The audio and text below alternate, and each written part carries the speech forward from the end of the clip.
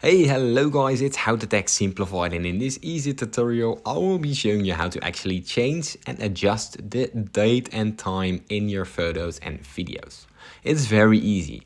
Now let's say I want to change the time and date of my last taken video. All I have to do is go to the last video right here, press it on pause, and from there I go to the little eye icon right besides my bin for the information right here.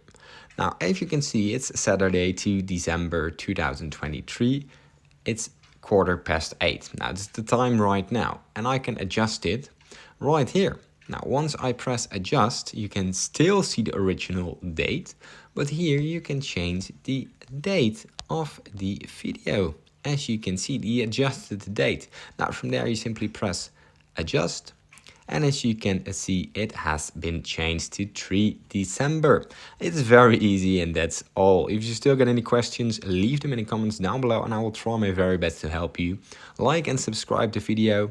Thanks for watching.